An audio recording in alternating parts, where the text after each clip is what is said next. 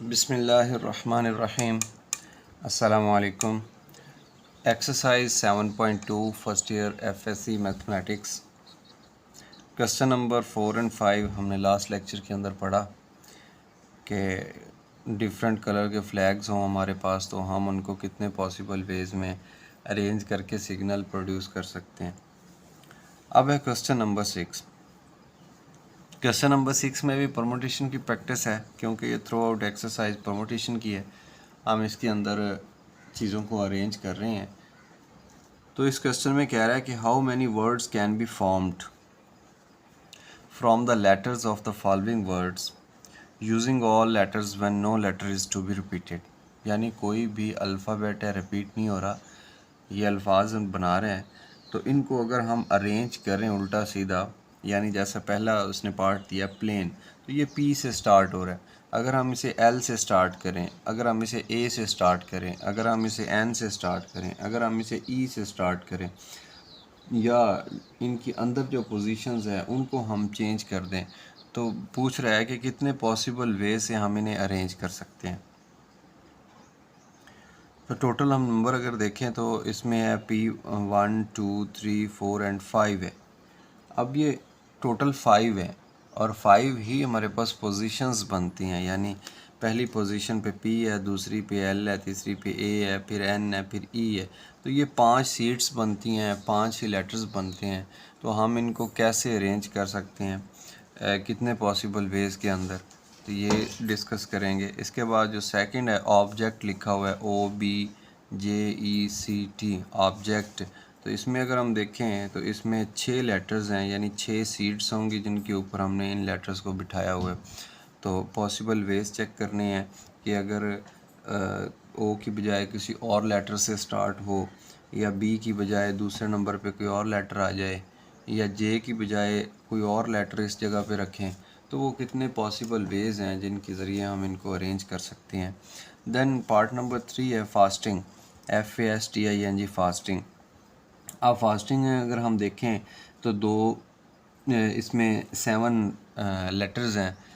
अब कितने possible ways हैं कि हम F को रिप्लेस कर सकें बाकी लेटर्स के साथ, या जो ए की पोजीशन है उसकी जगह पे कोई और लेटर आ सके, एस की जगह पे बाकी 6 में से कोई आ सके, टी की जगह पे बाकी 6 में से कोई आ सके। तो कितने पॉसिबल वेज़ हो सकते हैं। अब देखें, ये एक ऐसा क्वेश्चन है या ऐसी टाइप है कि जिसके अंदर लेटर रिपीट नहीं होगा। जब लेटर रिपीट होंगे तो उनमें मेथडोलॉजी थोड़ी सी सेम हो जाएगी, यानी जो रिपीट होगा हम उसको एक कंसीडर करेंगे। इधर रिपीट नहीं हो रहा तो हम टोटल सिलेक्ट करेंगे, फिर उसके बाद देखते हैं कि नंबर ऑफ़ सीट्स कितनी है कि जिनके ऊपर हमने इनको अरेंज करना है। तो अभी सिलेक्ट करते हैं प्लेन को, ऑब्जेक्ट को और फास्टिंग को, फिर उसके बाद इनको सॉल्व करते हैं। तीनों पार्ट्स मैंने इधर नोट कर लिए हैं। क्वेश्चन नंबर 6 है, 3 पार्ट हैं। पहला पार्ट ये है कि प्लेन, दूसरा है ऑब्जेक्ट, तीसरा है फास्टिंग। इनके कितने पॉसिबल अरेंजमेंट्स हो सकती हैं। पॉसिबल अरेंजमेंट्स कहते हैं फैक्टोरियल को, जो कि हमने प्रैक्टिस पहले की है। फैक्टोरियल की डेफिनेशन भी हमने पढ़ी है। उधर हमने एग्जांपल ली थी कि हमने एक रैक है या शेल्फ़ है, उसके अंदर बुक्स को अरेंज करना है। बुक्स की तादाद कितनी है और जो शेल्फ़ है उसके अंदर पोजीशन कितनी है, जगह कितनी है जहाँ पे हमने बुक्स को रखना है। बिल्कुल उन्हीं स्टेप्स के ऊपर अगर हम देखें तो हमारे पास ये जो क्वेश्चन का पार्ट नंबर 1 है प्लेन, इसमें जो टोटल नंबर हैं 1 2 3 4 और 5, तो हम टोटल नंबर इसके 5 सिलेक्ट कर लेते हैं। अब जो हमारे पास एक सांचा है या जो एक वो नंबर्स को अरेंज करने के लिए जो डमी बनी हुई है, उसको अगर हम देखें तो उसके अंदर 5 पॉसिबल रैक्स हैं, यानी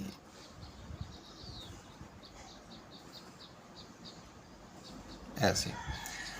और अगर हम इनको यूज़ करें जैसा कि पहले यूज़ हुआ है, तो इस जगह पे आ रहा है P, इस जगह पे आ रहा है L, इस जगह पे आ रहा है A, इस जगह पे आ रहा है N और इस जगह पे आ रहा है E। अब हमसे पूछा ये गया है कि कितने पॉसिबल वेज़ हैं कि आप इस P को यहाँ से उठाएं, P की जगह पे आप कोई और वर्ड, इनमें से कोई और लेटर लिख दें। यानी मैं E को P से रिप्लेस कर देता हूँ, E इधर लिखता हूँ, P इधर लिखता हूँ। तो ये भी एक 5 लेटर वाला एक वर्ड बन गया। मानी इसका हो या ना हो, मीनिंग इसके बने या ना बने, लेकिन हमने तो नए वर्ड्स बनाने हैं ना। तो ये देखिए 5 पोजीशंस थी, हमने ये एक काम कर दिया। इसी तरह हो सकता है कि हम इसको रिप्लेस कर दें ए के साथ और इसकी जगह पे हम लिखते हैं एल। ये दूसरा पॉसिबल वे हो गया। इसी तरह ये जो तीसरा है एन, इसको हम रिप्लेस कर दें ई के साथ। अब ऐसा हम लगे रहें, इसको इससे रिप्लेस, इसको इससे रिप्लेस, इसको इससे, इसको इससे, यानी ये कितने पॉसिबल वेज़ होंगे कि हम ये जो 5 सीट्स हैं, इन 5 सीट्स को हम कैसे फ़िल कर सकते हैं। तो बजाय ये कि हम मैनुअली इसको चेक करते फिरें, हम क्या करेंगे, हम ऐसा करते हैं कि इसके ऊपर फार्मूला अप्लाई करते हैं। फार्मूला क्या है, नंबर ऑफ़ जो टोटल लेटर्स हैं वो 5 है और जो नंबर ऑफ़ सीट्स हैं अवेलेबल वो हैं 5, दोनों 5 है। तो अब हम इसके ऊपर जब अरेंजमेंट्स हमने फाइंड करनी है तो हम यूज़ कर सकते हैं NPR फार्मूला। अब NPR हमें बता रहा है कि 5 permutation 5 this is equal to factorial of 5 over difference of both and then factorial, यानी 5 माइनस 5 फैक्टोरियल इस फार्मूले के अकॉर्डिंग। सॉरी, ये मैंने P लिख दिया, यहाँ R आता है ऐसे। तो ये बन गया 5 फैक्टोरियल। तो एक्चुअल में 0 फैक्टोरियल 1 होता है, तो ये 5 फैक्टोरियल बन गया। तो हम कैलकुलेटर के ऊपर अगर लिखें 5 और फिर फैक्टोरियल का बटन प्रेस करें तो हमारे पास जो जवाब आता है वो 120 आता है, 120। तो पता चला कि फैक्टोरियल भी हमें यही बताता है कि अगर पहली पोजीशन यूज़ हो गई है, ये वाली पोजीशन अगर हमने फ़िक्स कर ली है n के साथ, तो बाकी जो सीट्स हैं वो 1, 2, 3 और 4 हैं, तो ये 4 का फैक्टोरियल आ जाएगा। पहली सीट अगर हमने फिल नहीं की तो फिर 5 का फैक्टोरियल आ जाएगा। और अगर ये फ़िक्स कर लेते हैं 2, ये रह जाती हैं 3, तो फिर 3 का फैक्टोरियल आ जाएगा। अगर हम ये 3 फिक्स कर लेते हैं और इन 2 को रिप्लेस करते हैं तो उनका पॉसिबल होगा 2 फैक्टोरियल। तो ये फैक्टोरियल की हम प्रैक्टिस पिछली एक्सरसाइजेज में कर चुके हैं बहुत डिटेल के साथ। तो जस्ट अब देखें इस क्वेश्चन के अंदर अगर हम देखें तो लेटर है 1, 2, 3, 4, 5 और 6 लेटर हैं। तो 6 लेटर का मतलब सीधा सीधा यही है कि जो n है, number of letters, total number of letters वो 6 हैं। और जब हमने अरेंज करना है सीट्स के अंदर तो वो भी 6 हैं। कैसे, अगर हम इधर बनाएं बिल्कुल प्रीवियस क्वेश्चन की तरह 1, 2, 3, 4, 5 एंड 6, यहाँ पे आ गया O, यहाँ पे आ गया B, यहाँ पे आ गया J, E, C, T, ये ऑब्जेक्ट। अब इनके पॉसिबल वेज कितने हैं, अगर हम सिर्फ O को ही कंसीडर करें और बाकी हमारे पास रह जाएंगे 1, 2, 3, 4 और 5, अगर इसको फ़िक्स कर लें तो फिर बाकी 5 का फैक्टोरियल आ जाएगा। लेकिन अगर हम इसको फ़िक्स ना करें तो ये टोटल 6 का फैक्टोरियल होगा, यानी 6 की पोजीशंस पे ही हम अल्ट्रेशन कर सकते हैं, चेंज कर सकते हैं।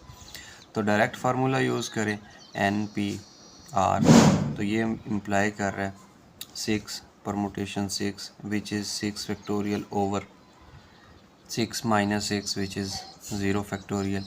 तो सीधा सीधा बाकी रह गया 6 फैक्टोरियल।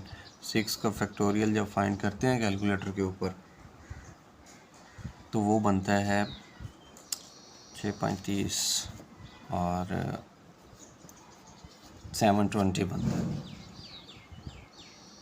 720।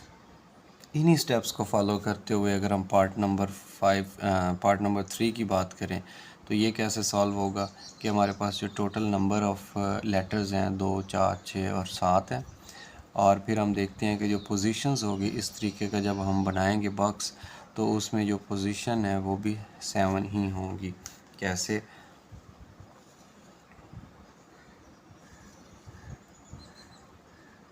1, 2, 3, 4, 5, 6 और 7, 1, 2, ये F आ गया, ये A आ गया, S आ गया, T आ गया, I आ गया, N और G, ये फास्टिंग आ गया।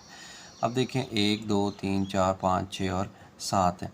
अगर हम फिक्स कुछ भी ना करें, हम कहें कि पहली पोजीशन भी फिक्स नहीं है, इसके ऊपर भी बाकी कोई भी एलिमेंट आ सकता है, तो फिर ये जगह कितनी है, ये 7 है, तो फिर 7 का फैक्टोरियल बन जाएगा। अगर हम इसको फिक्स कर लेते हैं f को और बाकी खुले छोड़ देते हैं जगह, तो फिर वो 6 का फैक्टोरियल है, यानी 6 को हम चेंज कर सकते हैं। अगर 2 को फिक्स करते हैं फिर 5 फैक्टोरियल आ जाएगा। तो जब हमारे पास 5 ही पोजीशंस हैं और 5 ही लेटर हैं, हम इनके ऊपर फार्मूला अप्लाई करते हैं। फार्मूला क्या है, वो है जी NPR। तो ये बन गया 7 permutation 7 which is directly 7 factorial over z factorial and also 7 factorial। तो 7 जो फैक्टोरियल होता है, अगर हम कैलकुलेटर पे चेक करें तो ये 5040 बनेगा। तो यही हमारा क्वेश्चन नंबर 6 था। क्वेश्चन नंबर 6 के अंदर तीनों पार्ट्स बिल्कुल एक जैसे थे कि जितने लेटर्स हमें दिए गए हैं उतनी ही पोजीशंस खाली हैं, तो हमने उनको अरेंज करना है। तो सीधी सीधी प्रैक्टिस थी फैक्टोरियल की। हमने परमुटेशन का फार्मूला यूज़ किया, फैक्टोरियल्स को यूज़ किया और वैल्यूज़ निकाल ली हैं। तो इसी के साथ ही हमारा क्वेश्चन नंबर 6 कंप्लीट हो गया। नेक्स्ट है जी हमारा पास क्वेश्चन नंबर 7, जो कि इसी लेक्चर के अंदर हम कवर करेंगे। क्वेश्चन नंबर 7 की स्टेटमेंट है कि how many 3 digit numbers can be formed by using each one of the digits 2, 3, 5, 7, 9। यानी ये 5 डिजिट दिए हुए हैं और लिखा हुआ है कि ओनली वंस, आप इनको सिर्फ एक दफ़ा यूज़ कर सकते हैं इन लेटर्स को। तो कहता है कि 3 डिजिट कितने नंबर पॉसिबल हैं। जैसा ऊपर हमने क्वेश्चन नंबर 6 में देखा कि हमारे पास जितने लेटर होते थे उतनी ही पोजीशंस होती थी, लेकिन अब अगर हम देखें तो लेटर तो हमारे पास 5 हैं, 2, 3, 5, 7 एंड 9, और उनमें से सिर्फ 3 को अरेंज करना है। तो अभी हम देखते हैं कि इनको कैसे अरेंज करेंगे। तो क्वेश्चन नंबर 7 मैं नोट करता हूँ, फिर उसके बाद हम इसको सॉल्व करते हैं।